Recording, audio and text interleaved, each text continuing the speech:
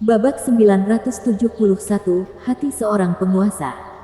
Wajah Zuo Fan terus-menerus mengerutkan kening. Ao Laut Penyegel Surga, apakah itu berarti dia adalah satu-satunya di seluruh dunia yang dapat menyembuhkan Sanzi muda? Ya, tapi masalahnya aku tidak tahu di mana dia berada. Kunpeng menghela nafas. Zuo Fan menyala dan mengeluarkan labu. Tampak gugup. Senior, Anda baru saja mengatakan bahwa hanya Heaven Sealing Xiao yang dapat menyelamatkan Sanzi muda. Tetapi dalam perjalanan pulang saya menemukan benda fana ini. Gel Laut Utara. Yang terbukti menjadi sangat membantu. Apakah senior mengetahuinya? Gel Segel Utara. Pertama kali mendengarnya. Kunpeng mengambil labu itu dan menciumnya. Luka Sanzi muda. Atau lebih jelasnya, perang mematikan antara kita dan penguasa surgawi. Tidak akan pernah bisa disembuhkan dengan apapun. Betapapun istimewanya. Dari alam fana. Kan? Kunpeng tersentak. Bau ini. Ada apa? Senior. Tentu saja. Kunpeng menyeringai dan menggelengkan kepalanya. Lalu dia mengembalikan labu itu sambil mengejek. Nah, tadi kamu bilang apa namanya? Dari mana asalnya? Sama sekali tidak mengerti. Zuo Fan melihat ke arah labu tersebut dan bergumam. Senior, dalam perjalanan pulang saya bertemu seseorang yang menggunakan ini untuk menyelamatkan nyawa Sanzi muda. Menyebutnya Gel Laut Utara. Saya dengar itu sangat berharga.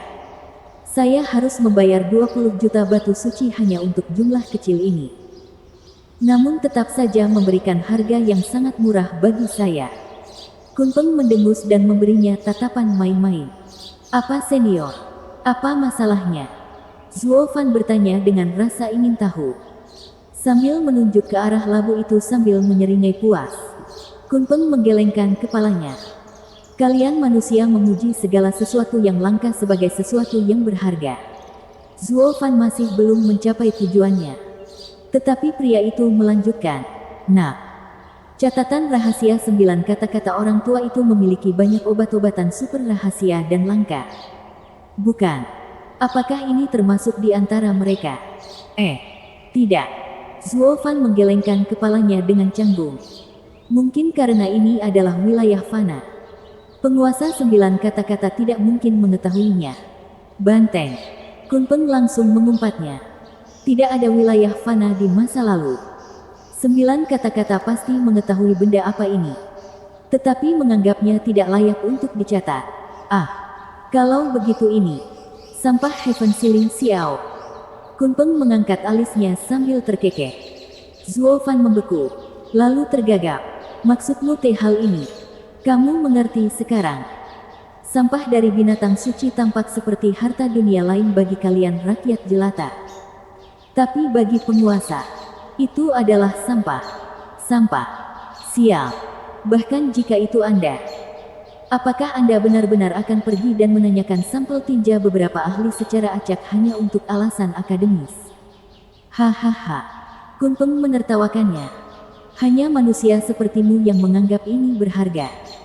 9 kata-kata tahu kegunaannya tetapi masih tidak mencatatnya. Supaya dia tidak menjadi sasaran lelucon semua orang.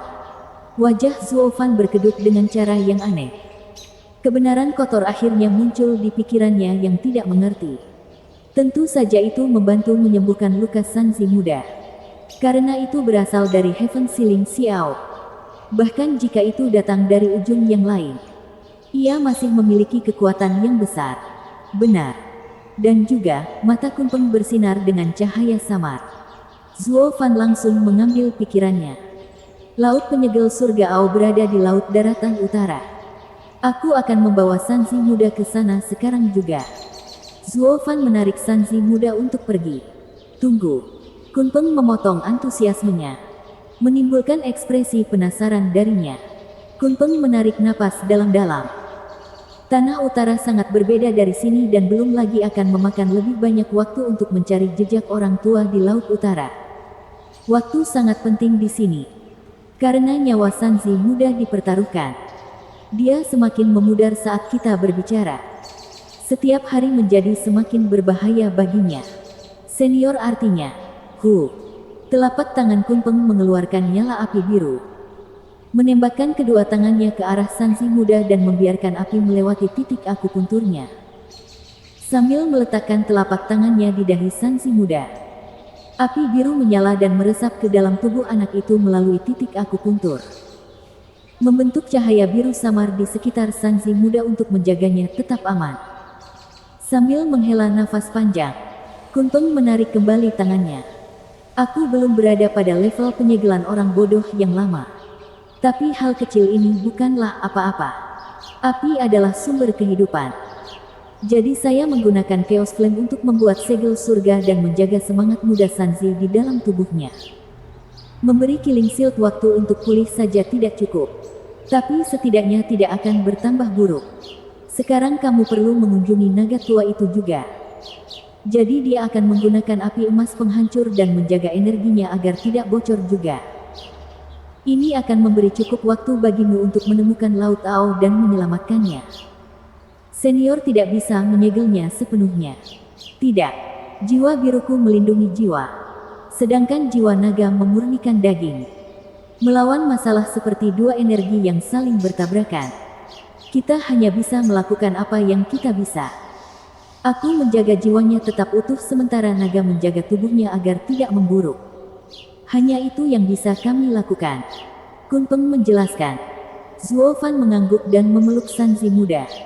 Tapi Kunpeng menghentikannya lagi. Dia menyeringai nakal.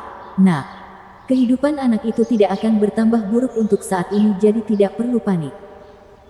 Sudah 2 tahun sejak terakhir kali Anda mengunjungi pegunungan Albis saya dan saya ingin memahami beberapa hal.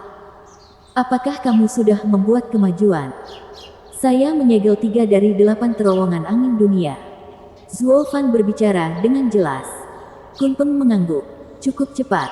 Tapi bukan itu masalahnya di sini. Menemukannya dan mengatur arai gambar adalah bagian yang mudah. Sementara menjadikan arai recoiling sebagai masalah utama. Sendirian. Seperti Anda. Akan memakan waktu ribuan tahun untuk menyelesaikannya. Ini adalah pekerjaan yang melibatkan seluruh negeri. Apakah kamu punya rencana? Jangan khawatir. Saya menemukan pasangan dalam perjalanan pulang. Dengan koneksi klan mereka. Itu tidak akan memakan waktu terlalu lama. Mata Zuo Fan bersinar. Memberikan gambaran lengkap tentang situasi Serene Forest Trading. Kunpeng memulai. Lalu tertawa. Hanya dalam 3 hari. Kamu telah membunuh mereka dan masih membuat mereka memberikan nyawanya untukmu. Nah. Itu bagus sekali. Kunpeng senior. Maksudmu kamu tidak melihatnya. Bukan aku yang menghancurkan mereka. Tapi diri mereka sendiri. Saya baru saja mempercepat prosesnya. Sambil mendesah ke langit.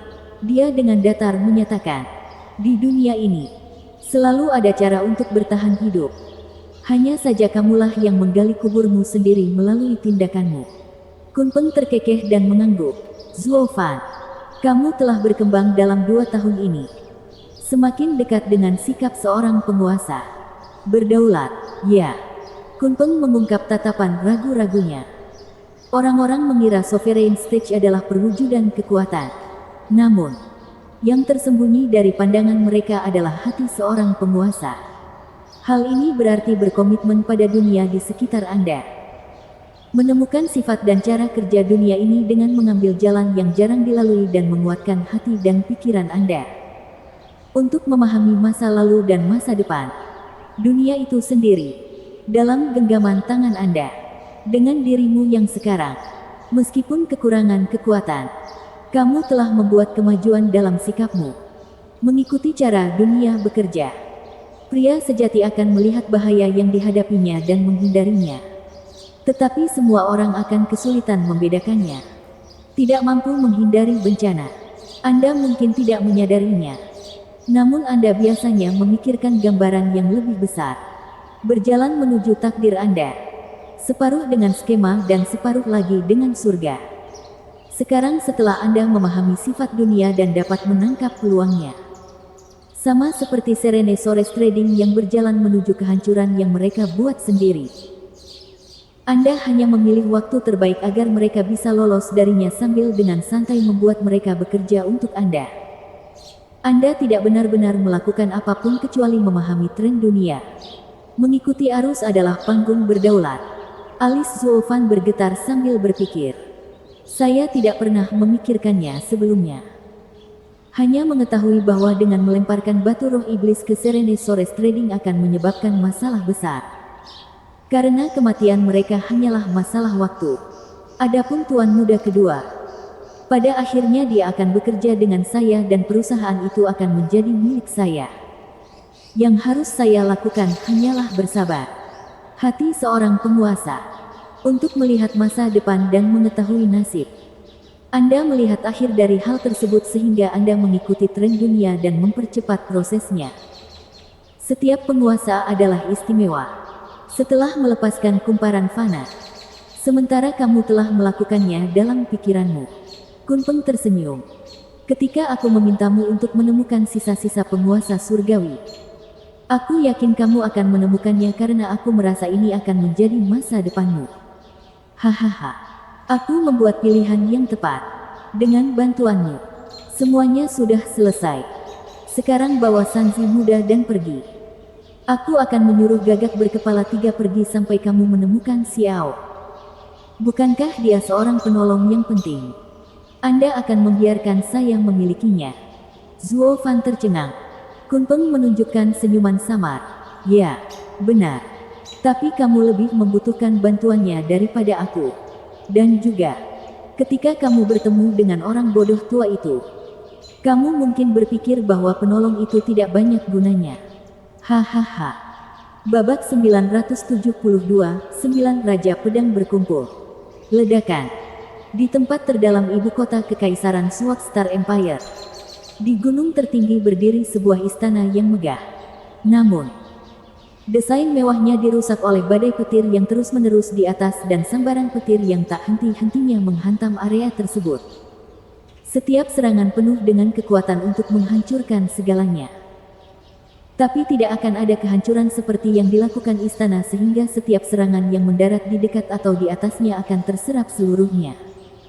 Bahkan tidak ada satu helai rumput pun yang hangus. Namun dari bunga hingga pepohonan, semuanya mengeluarkan suara berderak yang khas. Dipenuhi muatan listrik yang melimpah. Di titik tertinggi istana, tempat petir mengelilinginya terus-menerus. 3 kata emas dan tajam menarik perhatian. Paviliun guntur. Pedang tak terkalahkan baru saja keluar dari pengasingan dan meminta 9 Raja Pedang. Tapi apa yang dia lakukan selanjutnya? Dia datang ke Thunder Pavilion untuk memoles keterampilan pedangnya. Apa yang dia pikirkan? Di luar pavilion, tim penjaga berdiri dengan perhatian sempurna. Semuanya ahli puncak Genesis. Yang paling mengesankan adalah jumlah mereka. Lebih dari 100. Sang Huan Feiyun sedang mondar-mandir di luar pavilion. Menganggapnya hanya membuang-buang waktu dan mengeluh karenanya. Saya akan pergi sekarang jika orang tua itu tidak memiliki sesuatu yang penting. Saya tidak punya waktu luang seperti para penjaga ini untuk datang dari jauh hanya untuk berdiri kaku. Dan Xing Sen di sampingnya terkekeh. Saudara Feiyun, ingatlah kata-katamu. Seseorang mungkin akan memberitahu Anda. Maka Anda akan memiliki pedang patriark mendatangi Anda untuk berdebat. Kalau begitu, siapa yang akan kamu salahkan? Hahaha. Terus, aku sudah kalah. Bukan. Wajah Sang Huan Feiyun berkedut dan menggerutu. Tapi jelas kata-kata itu benar-benar sampai padanya. Dan Xing Sen terkekeh. Dia kemudian membeku. Hidungnya bergerak-gerak karena aroma yang memabukkan saat dia tertawa. Harmoni halo antik berusia 3200 tahun. Itu anggur yang enak. Hahaha. Aku tahu hanya saudara dan di antara Raja Pedang yang paling mengenalku. Kamu berhasil merasakannya dari sejauh ini. Suara mendesing. Seorang pria tua dengan janggut putih dan garis rambut yang sangat lebat muncul di depan mereka. Memegang botol anggur yang mengeluarkan bau yang mencolok. Dan Xing Sen tersenyum. Wine Sword Immortal. Sudah lama sekali. Kemana Anda pergi untuk minum anggur berkualitas?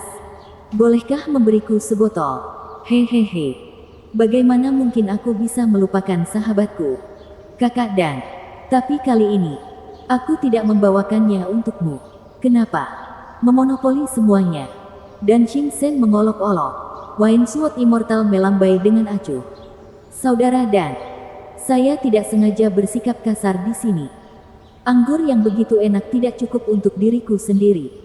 Jadi bagaimana aku bisa membaginya denganmu? Kamu mengatakan itu setiap saat. Bagimu. Aku yakin bahkan semua anggur di dunia tidak akan cukup. Sangguan Fei Yun mengejek. Dan Xing Sen tersenyum tidak peduli. Tapi Wine Sword Immortal terlihat gugup saat dia berkata, Sangguan Fei Yun, jangan meracuni sumur. Saya seorang pemabuk sejati yang suka sekali minum minuman beralkohol. Tetapi persahabatan saya dengan saudara laki-laki dan begitu kuat. Jika saya memiliki anggur sedunia, bahkan sebotol, saya belum tentu tidak berbagi. Sangguan Fei Yun memutar matanya. Pemabuk ini sangat pelit. Hanya memberikan rasa meskipun dia punya tongtong itu. Jelas sekali Anda tidak akan mendapatkan apapun dari orang ini. Karena persediaan anggur yang baik terbatas. Tidak mungkin dia membagikan apapun. Dan Xing Sen terkekeh. Kakek tua, saya tahu Anda seorang pemabuk. Tapi terlepas dari memberi atau tidak, paling tidak yang bisa Anda lakukan adalah menunjukkan rasa hormat kepada saya di depan semua orang. Hanya sebotol. Apa aku tidak terlalu berarti bagimu? Tidak, bukan itu. Saudara Dan, saya khawatir Anda akan menganggapnya serius dan benar-benar meminta beberapa dari saya. Wine Sword Immortal selalu memasukkan hidungnya ke dalam botol atau tong. Namun di antara 9 Raja Pedang, dialah yang paling polos dan jujur. Di antara mereka semua, selalu menyampaikan pendapatnya. Saat keduanya menggoda, dia menjadi gugup. Saya akan jujur pada Anda. Ini adalah satu-satunya botol Harmony Hollow yang saya miliki dan juga yang paling bersemangat. Aku harus melalui banyak hal untuk Arden Harmony Hollow, seperti dari wilayah selatan. Dan Xing Sen berteriak, kamu pergi ke Murong Lai untuk minum anggur. Tak heran jika baunya begitu menyengat. Wilayah selatan memiliki iklim terpanas dan menghasilkan anggur paling pedas. Klan Murong termasuk yang terbaik. Tapi, sebagai Raja Pedang, jika Baili Jingwei mengetahui kamu pergi ke musuh untuk minum anggur, kamu selesai. Sangguan Fei Yun menyela dengan ancaman tiruannya. Wine Sword Immortal memberi isyarat agar dia diam dengan ekspresi tegang. Tenang saja. Orang jorok itu mengincarku dan jika dia mengetahui sesuatu, dia akan mengurungku di tempat yang sama. Saudara yang baik menyimpan rahasia. Jangan lemparkan aku ke serigala. Beri setengah dan ambil setengahnya. Dua orang lainnya berbicara serempak sambil meraih anggur. Wine Sword Immortal meringis. Melihat botol di tangannya dengan kesakitan. Tidak bisakah kamu meminta yang lain? Ini satu-satunya botolku. Kamu kejam. Menginginkan setengahnya. Kami hanya sejahat itu. Hehehe, keduanya menggoyangkan alis sambil mengejek. Sepertinya dia adalah korban di sini. Wine Sword Immortal membelai botol itu dengan sangat tidak berdaya. Tapi kemudian suara senar bergema diikuti dengan suara yang terdengar semakin tak berdaya. Raja Pedang, tolong jangan memilih yang baik hati dan yang lebih tua. Dia mempertaruhkan nyawanya di wilayah selatan.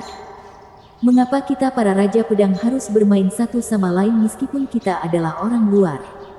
Betapa remehnya. Mereka semua mulai dan melihat ke sudut ke arah seorang pria terkemuka dengan sikap tenang saat dia memainkan sitar sambil menyeringai mengejek. Sitar pedang Raja Liu Mubai. Kamu juga datang. Wine Sword Immortal bersinar dalam kegembiraan saat dia melompat sambil tertawa. Kamu pria yang baik. Menyelamatkanku dari keduanya yang mencoba memerasku. Yang paling aku benci adalah orang lain yang memanfaatkan penderitaan orang lain demi keuntungan egoisnya sendiri. Liu Mubai tersenyum dan memainkan sitar. Wine Sword Immortal, kamu menyebut itu pemerasan. Itu hanya lelucon. Seperti yang kulakukan tadi dengan mereka. Hahaha, benar-benar. Sangguan Fei Yun mengangkat alis mengejek. 9 Raja Pedang berasal dari wilayah yang berbeda. Tapi Perdana Menteri Baili memperlakukan kita semua dengan sama. Fakta bahwa Anda menyebut kami sebagai orang luar adalah upaya Anda untuk menabur perselisihan. Sitar membunyikan nada aneh di tangannya saat Liu Mubai berhenti. Menatapnya dengan kilatan samar. Bukan itu idenya. Saya hanya menyatakan fakta. Dari 9 Raja Pedang, 5 adalah milik klan Baili. Menyisakan 4 orang saja. Jangan bilang kamu percaya bahwa jika ada operasi kecil yang dilakukan, kelima orang itu tidak akan mencoba mencuri bagian kita dari hadiah atau meremehkan kebaikan kita. Hahaha. Perdana Menteri peduli pada kita semua. Tapi level kita berbeda satu sama lain. Mereka adalah kekuatan yang bersatu sementara kita sendirian. Saya suka sitar, pedang abadi anggur, lukisan Oud dan... Tapi bagaimana dengan saudara Fei Yun? Hahaha. Alisnya berkerut. Mereka semua tampak muram. Liu Mubai mengatakan apa yang sudah mereka ketahui. Orang-orang Baili menentang orang luar. Mereka adalah 4 Raja Pedang yang telah direkrut. Sehingga perolehan mereka berbeda. Ini menjadikannya 5 lawan masing-masing. Ketika saatnya tiba dan mereka berselisih, mereka akan berada dalam bahaya besar. Semua karena mereka tidak saling percaya. Keempatnya saling memandang. Pikiran mereka sudah menyusun rencana.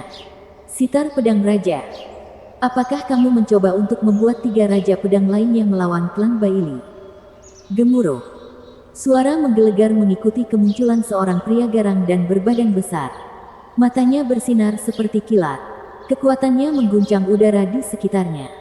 Menyipitkan mata, Liu Mubai tersenyum. Raja Pedang Guntur Baili Yulei. Apakah kamu tidak menyetujui kata-kataku? Tidak ada gunanya memulainya.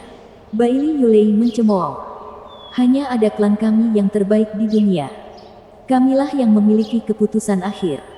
Dan kami yang memberi Anda gelar Anda. Hanya agar Anda melindungi rumah kami. Terus terang, Anda hanyalah penjaga yang lebih baik. Sekalipun ada konflik kepentingan dengan klan kami, Anda tetap harus minggir. Bukan. Semua wajah lainnya tegang dan gelap. Wine Sword Immortal, yang tidak pernah peduli dengan urusan fana sudah merasa muak. Jadi maksudmu jika anggur yang enak menarik perhatianku dan seseorang dari Baili juga menginginkannya? Siapa yang mendapatkannya? Siapapun yang memerintah. Baili Yulei bergemuruh. Wine Sword Immortal tidak puas. Anggur adalah hidupku. Kalau begitu tolong hapus itu. Wine Sword Immortal. Apa katamu? Bam. Gelombang kuat meledak saat Wine Sword Immortal meraung. Berdiri melawan senyuman dingin Baili Yulei, Liu Muba mendukung Wine Sword Immortal. Tiba-tiba, aura 2 Raja Pedang berkobar, mendorong Baili Yulei mundur. Tapi kemudian 4 sosok lainnya turun. 9 Raja Pedang berkumpul di depan paviliun Guntur. Babak 973, klan terkuat. Gemuruh. Dengan kesan langit jatuh di kepala mereka. Aura gabungan 5 Raja Pedang mencapai tingkat hampir seperti dewa dalam kekuatan mentah. Membuat Wine Sword Immortal mengerang dan terpaksa mundur 3 langkah. Dan Shinsen melepaskan auranya sendiri untuk membantu Wine Sword Immortal. Mereka adalah orang luar dari kerajaan bintang pedang. Orang asing. Dan harus bekerja keras untuk mendapatkan kepercayaannya. Jika mereka tidak berdiri bersama, tidak akan ada lagi yang tersisa dari mereka untuk berdiri tegak. Bam! Dengan 2 orang lainnya di samping bergabung dengan 2 orang pertama, keadaan menjadi 4 lawan 5. Berubah menjadi jalan buntu. Kedua belah pihak memberikan segalanya tanpa bergeming sedikit pun. Namun kekuatan mentah yang mereka keluarkan begitu besar sehingga mempengaruhi paviliun Guntur. Mengguncang seluruh gunung tempat mereka berada. Para penjaga gemetar berantakan. Paling lemah dan kehilangan ketenangan dingin mereka sebelumnya. Mereka semua adalah ahli puncak tahap kejadian di sini. Tetapi satu hal yang pasti. 9 Raja Pedang berada jauh di atas masa. Yang bisa mereka lakukan saat ke-9 pembangkit tenaga listrik ini bertarung adalah menyingkir. Merasakan betapa lemahnya mereka jika dibandingkan. Tidak ada pihak yang menyerah. Semua wajah membeku dalam ekspresi muram. Ratusan penjaga yang menyaksikan hal ini mengkhawatirkan nyawa mereka. Gunung itu terus berguncang saat kilat menyambar di langit, memberikan perasaan bahwa gunung itu akan runtuh. Jadi, hal ini berlangsung selama hampir 1 jam berikutnya, dengan guncangan yang semakin besar. Meskipun kabarnya 9 Raja Pedang setara, keempat orang luar itu kekurangan 1 dalam pertarungan ini, menunjukkan tanda-tanda kelemahan setelah terlibat dalam kontes mengecewakan ini begitu lama. 5 Raja Pedang dari klan Bailey telah mendapatkan keuntungan dan menekan 4 Raja Pedang lainnya. Keempat orang luar itu menjadi serius ketika seorang wanita terkikik. Kalian baru berusia 4 tahun namun masih berani menantang kami berlima. Sekarang sudah terlambat untuk mundur.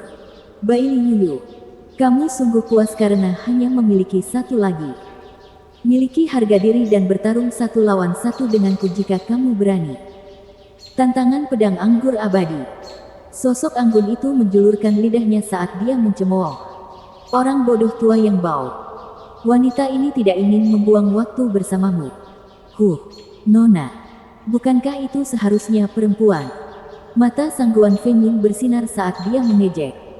Generasi Yu dari klan Bailey seumuran dengan Patriark Bailey Yutian. Menurutku berusia sekitar 10.000 tahun. Namun Anda menyebut diri Anda seorang wanita. Hahaha. Bidi atau hak lebih akurat. Namun masih sangat bersemangat, tak seorang pun akan menginginkan seorang yang cerdik.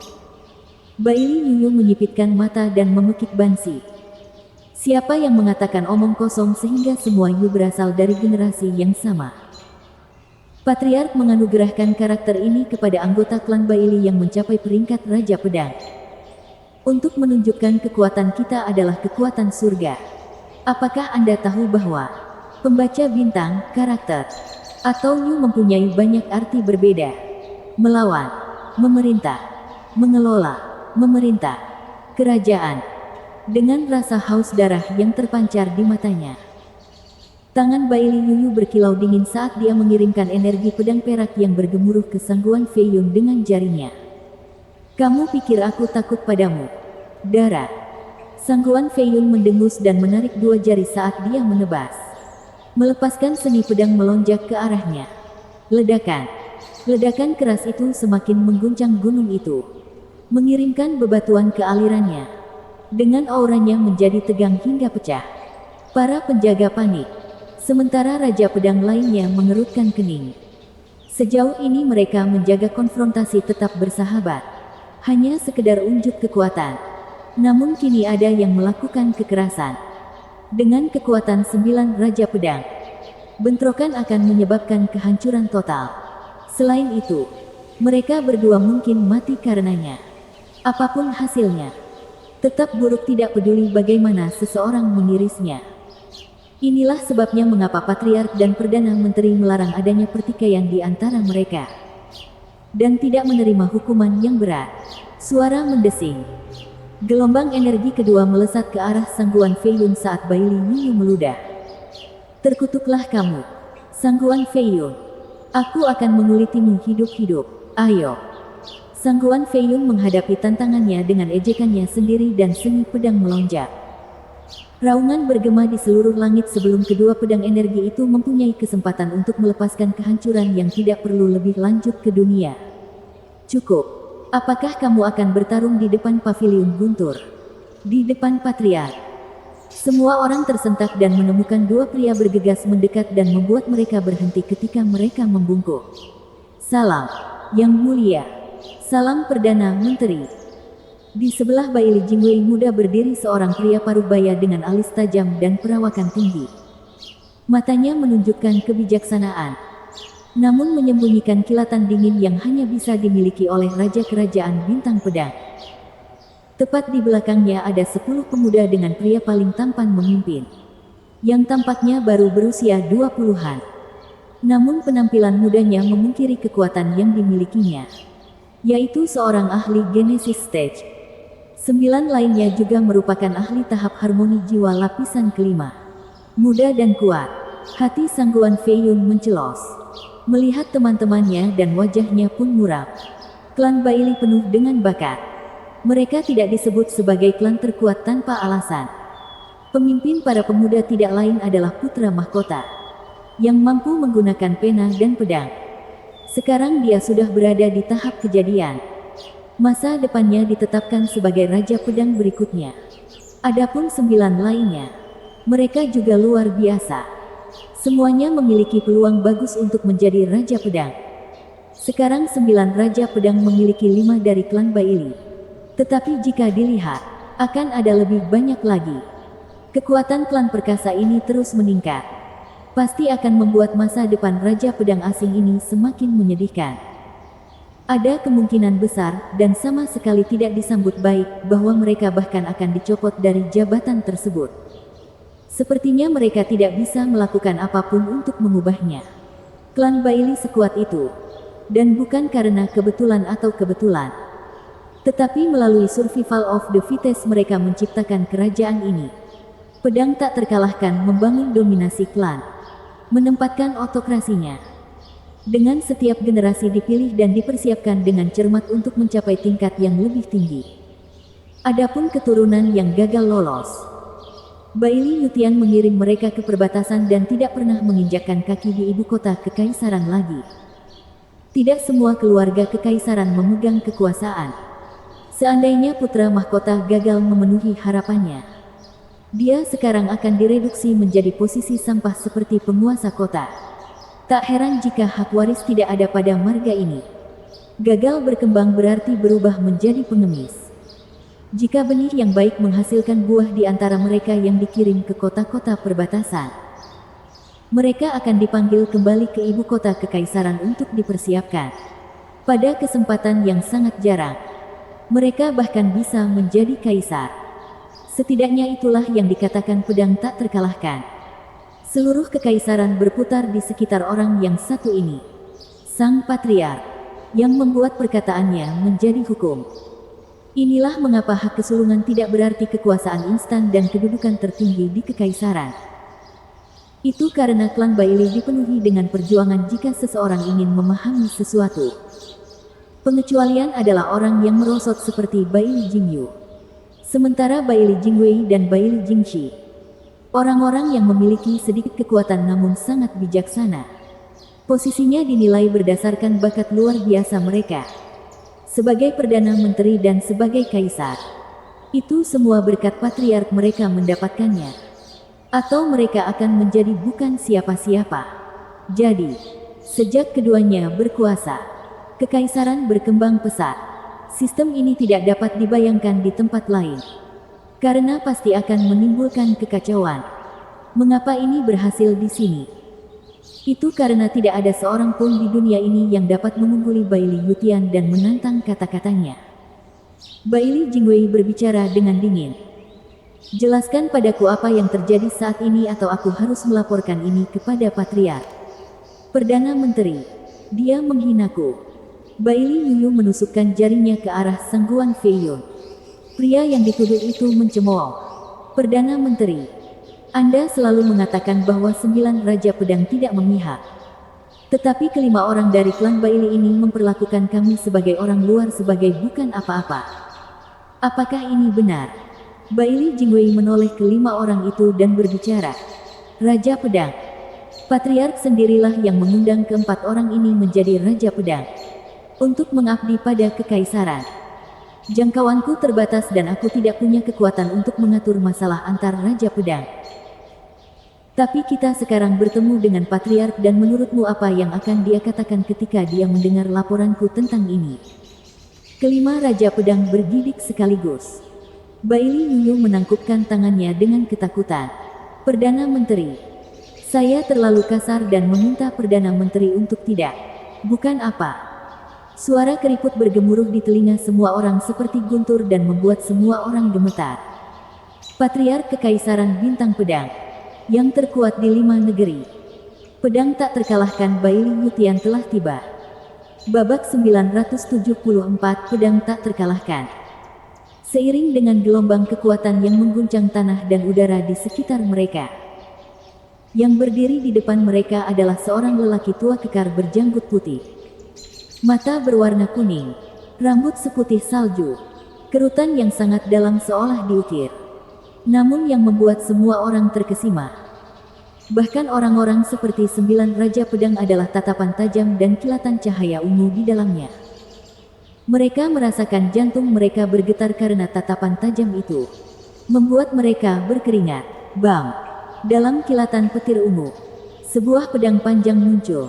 Ujungnya dingin dan tajam. Auranya mematikan seperti malaikat maut. Senjata suci area tengah. Sundering Sword. Hati semua orang gemetar melihat kemunculannya. Lalu mereka membungkuk dalam-dalam pada lelaki tua itu. Salam Patriark. Kami mengucapkan selamat kepada Patriark karena telah keluar dari pengasingan. Sekarang saya tahu apa yang sebenarnya terjadi di sini dari dalam Thunder Pavilion. Saya tidak akan mengatakan apapun tentang hal ini, tetapi saya lebih suka hal ini tidak terjadi lagi. Apakah saya jelas? Bailey Yutian berbicara dengan wajah dingin. Matanya datar seolah tidak ada masalah sama sekali baginya. Namun beberapa kata ini membawa beban berat. Seperti keputusan dewa yang tidak dapat dimaksulkan oleh siapapun. Mereka harus mengikutinya. Atau mereka sebaiknya menandatangani surat kematian. 9 Raja Pedang membungkuk lagi. Bailey Yulei bahkan lebih menundukkan kepalanya saat keringat mengucur di alisnya. Sangguan Feiyun mencibir melihat penderitaan mereka. Sementara mata sitar pedang raja bersinar dan menyeringai. Nada dingin Bailey Yutian terdengar lagi. Ini juga berlaku untuk Raja Pedang asing. Bukan hanya mereka berdua. Jaga dirimu. Sebelum kamu menyentuh kepekaan satu sama lain. Terutama. Bailey Yutian melirik ke samping. Tatapannya yang tajam dan sedingin es mengarah langsung ke Liu Mubai. Dengan gemetar. Pria itu berkeringat banyak saat dia dan 3 orang luar lainnya membungkuk hormat. Kami akan menghormati keinginan Patriark. Selama kamu mengerti. Bailey Yutian memicingkan matanya saat dia menilai semua hal. Dia kemudian menoleh ke Bailey Jingwei. Kaisar. Perdana Menteri. Anda terlambat. Mengapa? Bailey Jingshi membungkuk singkat dan melaporkan. Patriark. Akhir-akhir ini Perdana Menteri telah menyita Serene Forest Trading dan menghapus elemen yang tidak diinginkan. Saat ini mereka telah menerima hukuman tertinggi sebagai contoh bagi semua orang. Karena itu, Perdana Menteri dan saya telah pergi bersama para pangeran dan bangsawan untuk mengawasi eksekusi tersebut. Kami mohon maaf. Patriark, hukuman tertinggi. Liu Mubai gemetar mendengar kata-kata itu. Tinjunya mengepal. Hukuman tertinggi. Bailey Yutian merenung. Serene Forest Trading telah memantapkan dirinya selama ribuan tahun di Kekaisaran. Memberikan kontribusi besar bagi kemakmuran bangsa kita. Saya masih ingat 2000 tahun yang lalu bagaimana keempat negeri itu memisahkan kami dari semua tambang roh. Dan hanya Serene Forest Trading yang berhasil membukanya kembali. Kejahatan keji apa yang telah mereka lakukan hingga memerlukan kehancuran. Dan bahkan menggunakan hukuman tertinggi. Bailey Jingwei membungkuk. Patriark, saya ada hubungannya dengan ini. Bailey Jingwei mulai menjelaskan bencana batu roh iblis. Bailey Yutian merenung. Lalu mengejek. Hanya beberapa lusin bangsawan rakus yang mati. Dan Serene Forest Trading tidak bisa disalahkan atas hal ini. Hukuman tertinggi agak berlebihan di sini. Tapi Jingwei, kamu selalu punya alasan atas tindakanmu. Jadi aku hanya bisa berasumsi itu punya arti lain. Patriark memiliki wawasan seperti itu. Memang benar demikian. Bailey Jingwei tersenyum percaya diri sambil membungkuk. Patriark, saya yakin rencana penyatuan kerajaan kita sekarang dapat dimulai. Kita sekarang bisa berperang dengan 4 negeri lainnya. Ketika kita menguasai dunia, Serene Forest Trading tidak lagi membuka saluran dengan wilayah lain. Namun merusak kerajaan kita seperti rayap yang mungkin dieksploitasi oleh musuh. Keruntuhan bisa datang dari kelemahan sekecil apapun. Apalagi yang begitu mencolok. Itu sebabnya saya menggunakan kesempatan ini untuk menyingkirkan perusahaan tersebut. Demi masa depan kekaisaran dan kendali penuhnya atas setiap gunung dan sungai. Alis berkerut dan hati bergetar. Mereka tidak percaya Bailey Jingwei begitu tidak sabar untuk melawan negeri lain secepat ini. 9 Raja Pedang baru saja terbentuk dan cukup bebas. Sekarang mereka akan menyerang setiap wilayah di sekitarnya. Terlebih lagi, Apakah dia yakin hal ini akan terjadi? Baili Yutian menatap lama sebelum berbicara. Kamu yakin? Tentu saja. Kekalahan kami sebelumnya melawan 4 negeri adalah karena kurangnya pasukan. Kelemahan.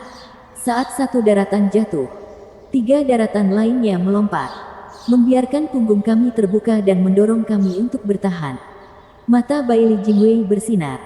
Hanya kali ini, kita memiliki 9 Raja Pedang dan dengan Patriark keluar dari pengasingan.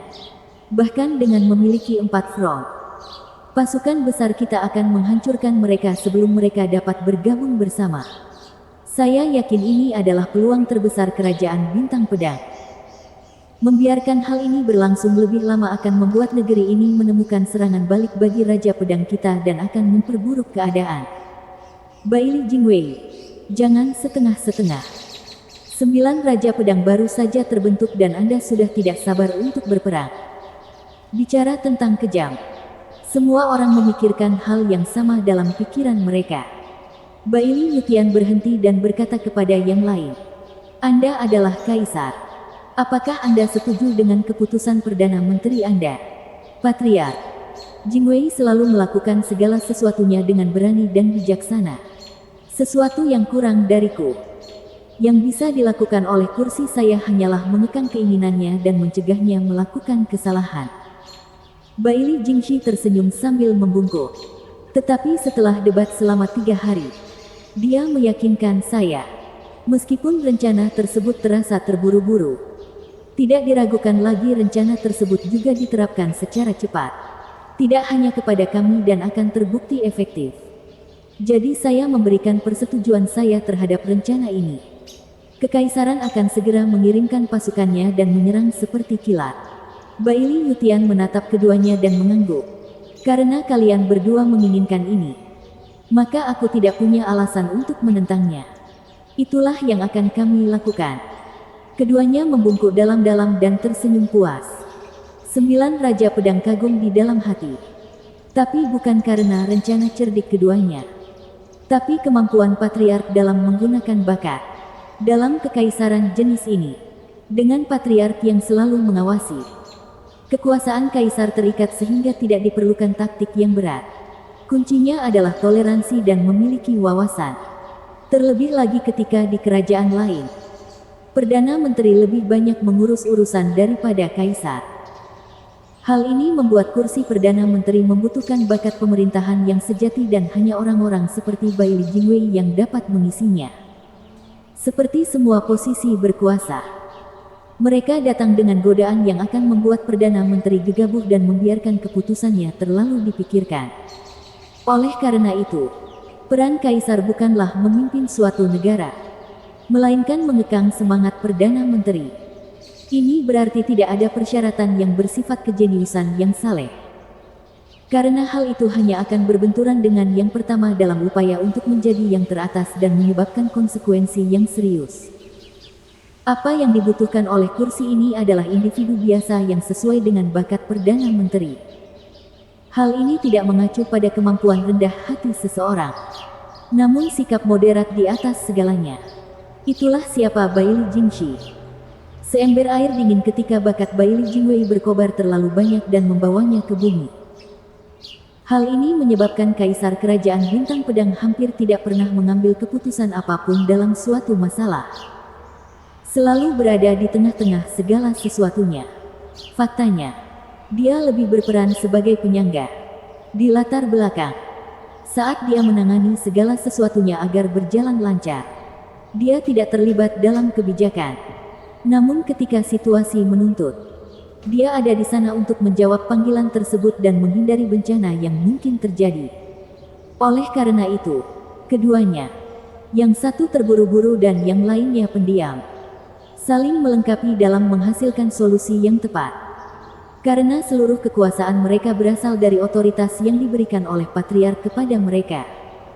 Mereka tidak mengalami bentrokan, namun benar-benar bekerja sama demi suatu perubahan. Hal ini hampir mustahil terjadi di negara lain. Karena kaisar dan perdana menteri selalu saling menyerang untuk mendapatkan lebih banyak kekuasaan. Terkadang mematikan, Perdana Menteri membatasi wewenang Kaisar namun pada saat yang sama membutuhkan kekuasaannya. Kaisar, di sisi lain, ingin membunuh Perdana Menteri namun tidak bisa melakukannya tanpanya. Begitulah paradoks mereka. Dengan keduanya meneruskan rencana seperti itu, Baili Yutian tidak menemukan alasan untuk memikirkannya. Segera menyetujuinya. Kekaisaran Bintang Pedang telah berjalan dengan mudah di 4 negeri sejauh ini. Tetapi suara pasukan kavaleri dan tentara yang berbaris, bersama dengan sisi dingin dari 9 raja pedangnya akan segera memenuhi negeri itu. Namun, mereka semua tidak menyadari satu elemen kecil. Mayat beku yang tiba-tiba bergerak. Tuan muda kedua, ayo pergi. Di lapangan umum ibu kota kekaisaran, seorang lelaki tua berpakaian hitam menarik seorang pemuda sambil menghela nafas. Menyaksikan abu orang-orang yang pernah berdiri di tengah alun-alun.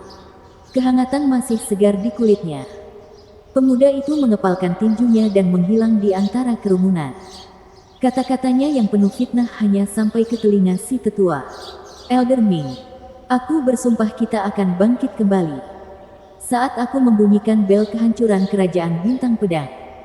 Babak 975, Medan Perang Laut Utara. Raja Pedang Fei Yun. Seekor burung memberitahuku bahwa kamu memiliki pedang melonjak. Di mana sekarang? Dengan didirikannya pabrik mobilisasi. Baili Yutian melanjutkan ke hal-hal yang lebih penting dan memiliki kepentingan pribadi yang besar. Sangguan Fei Yun tersentak dan Baili Jingwei turun tangan untuk melindunginya. Patriark, harap tenang. Kami memiliki pedang suci tetapi tiba-tiba terjadi. Klan Sangguan mencurinya. Apa? Baili Yutian melotot marah. Maksudmu memberitahuku bahwa Soaring Suok telah kembali ke wilayah timur? Apakah wilayah kekaisaranku begitu lemah sehingga mereka bahkan tidak bisa menguasai benda-benda yang dimilikinya? Sangguan Fei Yun langsung membungkuk, basah oleh keringat. Pedang Patriark. Aku bersalah karena gagal melindungi pedang. Kamu berharap untuk melindungi kerajaanku ketika kamu bahkan tidak bisa memegang senjata suci di tanganmu. Kenapa kamu bahkan menjadi Raja Pedang? Atau ada hal lain? Katakan padaku, Raja Pedang Fei Yun. Apakah kamu masih merasakan kerinduan akan wilayah timur dan kamu menyerah begitu saja? Diam. Baili Jingwei segera membalas tuduhan berbahaya Baili Yulei. Patriark, saya juga ada di sana. Raja Pedang Fei Yun memberikan segalanya. Kesetiaannya tidak tercela. Musuhlah yang mengakali dia dan aku. Berhasil mencuri pedang. Baili Yutian menatapnya lama. Musuh yang licik. Maksudmu kamu kalah dalam pertarungan pikiran? Baili Jingwei bergidik di dalam hati ketika dia merasa sangat malu untuk mengakui kekalahan terbesarnya. Itu merupakan pukulan telak bagi harga diri pria tersebut atas kecerdasannya yang sempurna. Kebijaksanaan Perdana Menteri Baili tidak ada bandingannya. Itu pasti seseorang dari dalam yang bekerja sama dengan musuh. Dan jelas terlihat bahwa mata-mata ini memiliki hubungan dengan wilayah timur. Hehehe. Dengan Baili Jingwei yang sangat ragu-ragu, Baili Yuyu meluangkan waktu untuk mencemooh penderitaan Sangguan Fei Yun dan menendangnya saat terjatuh. Baili Jingwei mengertakkan gigi dan membungkuk saat dia berterus terang. Patriark, itu tidak ada hubungannya dengan Raja Pedang Fei Yun. Ini semua salahku karena kehilangan pedang suci akibat siasatnya. Saya bertanggung jawab penuh atas tindakan saya. Raja Pedang Fei Yun hanya mengikuti saranku sepanjang waktu. Dia tidak pernah gagal dalam tugasnya. Jingwei, kamu adalah pria licik yang mengincar tujuan akhir. Aku percaya kamu. Baili Yutian mengangguk. Tapi kemudian wajahnya menjadi gelap saat rasa haus darah terpancar di matanya. Tapi kalian semua tahu bahwa aku hanya peduli pada Dao dan pengejaranku terhadapnya. Satu-satunya alasan saya membentuk kerajaan ini adalah untuk memudahkan saya mendekat. Dan di mana saya menemukannya? Di pedang ilahi. Saya telah menyelesaikan pemeriksaan saya terhadap pedang Sunderin di area tengah dan itu tidak akan memberi saya wawasan baru. Oleh karena itu, aku perlu menemukan pedang suci dari 4 negeri lain dan memahami desainnya. Sehingga suatu hari nanti aku dapat menghancurkan langit dan mencapai yang lebih tinggi. Aku bahkan berperang melawan mereka. Semuanya demi pedang. Daerah pusat tidak akan mempedulikan mereka selama mereka mengirimkannya. Namun mereka menolakku dan melawanku. Sekarang setelah saya keluar dan mendengar bahwa Raja Pedang Feiyun telah membawa pedang melonjak ke area tengah, saya sangat bahagia. Tapi hanya dalam beberapa hari kamu juga kehilangannya. Apakah kamu mencoba mempermainkan perasaanku? Baili Jingwei dan Sangguan Feiyun membungkuk ketakutan saat mereka menyatakan, "Tidak pernah. Aku tahu kamu tidak akan melakukannya. Tapi mungkin kamu tidak cukup peduli." Memelototi mereka. Satu-satunya minat Baili Yutian di bumi hijau luas ini adalah pedang dewa itu. Satu-satunya alasan orang terkuat di dunia tidak segera menggunakan kekerasan untuk meredam amarahnya terhadap orang-orang yang mengecewakan ini adalah karena mereka terlalu penting. Memahami kemarahannya, Baili Jingwei gemetar seperti daun. Dan Xing Sen melangkah masuk dan membungkuk ketika dia memihak mereka. Pedang Patriark. Perdana Menteri telah jatuh ke dalam taktik licik musuh dan kehilangan pedang ilahi. Tetapi dia telah dikalahkan. Tidak lagi mengganggu kekaisaran kita. Apa bedanya? Pedangnya masih diambil. Baili Yutian bergemuruh. Baili Jingwei mengerahkan keberaniannya untuk mengambil risiko dan berkata, "Patriark, saya tidak berguna dan pencuri itu melarikan diri.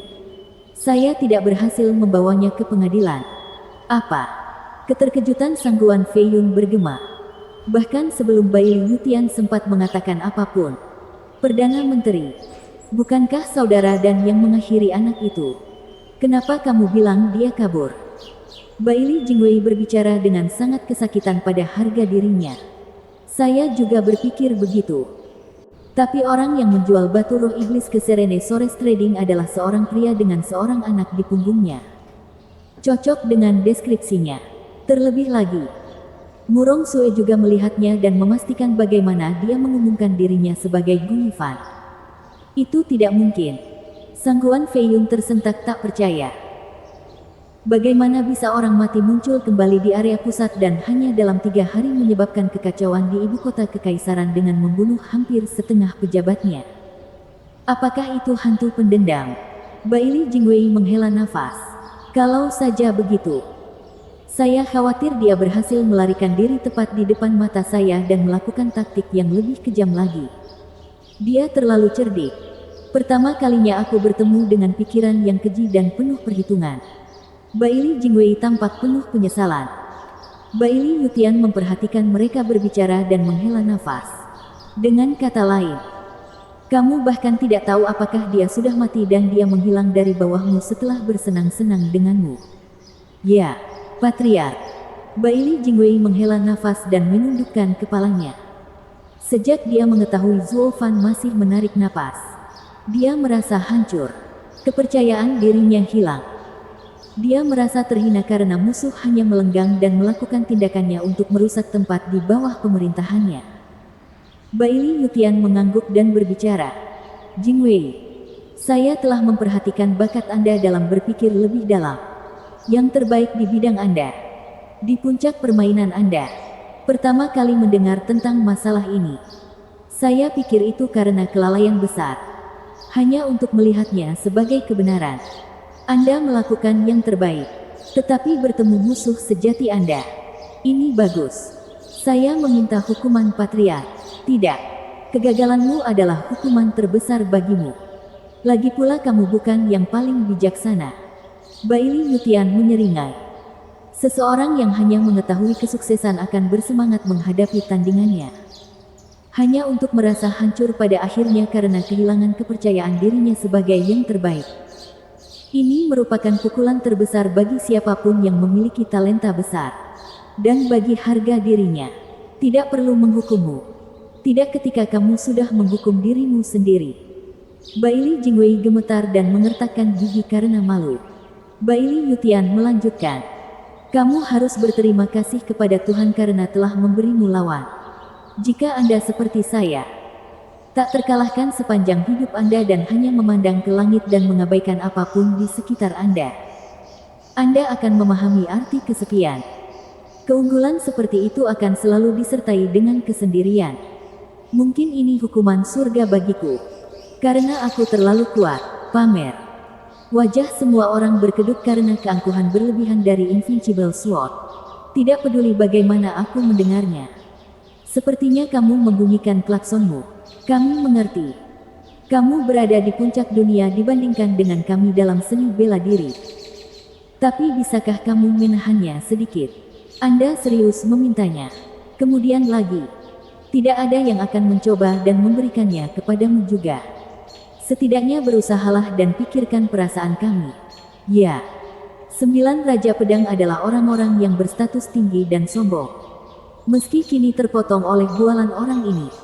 Sambil menghela nafas, mereka menggelengkan kepala. Merasa seperti semut di depan monster seperti itu. Namun, mereka tidak akan pernah membiarkan hati mereka berbicara. Baili Jingwei membungkuk yakin. Saya akan mengikuti nasihat Patriark dan akan berusaha untuk melawannya di lain waktu dan menang. Selain itu, aku punya satu hal lagi untuk dilaporkan yang mungkin dapat mencerahkan suasana hati Patriark. Apa itu? Sekte Terang Laut yang terbaik di wilayah utara. Dan juga yang terkuat di wilayah mereka. Ouyang Lingtian telah terluka parah karena melawan iblis laut di laut utara dan wilayah tersebut melemah. Mereka tidak punya pemimpin sekarang dan ini saat terbaik untuk menyerang. Sangat sedikit orang di sana yang dapat menggunakan kekuatan pedang penyegel surga. Dan tidak ada seorang pun yang lebih baik dalam hal itu selain Ouyang Lingtian. Dengan cara ini kita serang pedalaman laut utara dan ambil pedang suci. Mata Baili Yutian bersinar dan berteriak kegirangan. Iblis laut di laut utara itu kejam. Aku pernah melawannya sendiri. Karena tidak ada orang yang bisa mengalahkanku. Tapi akan lebih buruk lagi jika aku menjadi lemah di wilayah utara. Bagaimana jika seseorang mengambil keuntungan dan membunuhku? Hal yang paling memalukan adalah mati di tangan orang lain. Itu sebabnya saya belum benar-benar merasakan keterampilan iblis laut. Tampaknya iblis itu sekarang sangat menakjubkan. Pergi ke wilayah utara mungkin memberiku kesempatan lagi untuk melawannya. Hahaha. Baili Yutian tertawa tetapi Baili Jingshi menjabat tangannya. Patriark pergi ke wilayah musuh sendirian. Itu terlalu berbahaya. Bagaimana jika mereka bergabung? Tidak masalah. Karena mereka tidak akan pernah mendapat kesempatan. Baili Jingwei praktis sedang menikmati kemenangan sekarang. Dengan cara ini, dalam perang kita dengan 4 negeri, medan perang utama akan berada di wilayah utara. Kebetulan klan Sangguan juga membawa pedang ke arah utara. Kami akan merebutnya juga. Bersambung.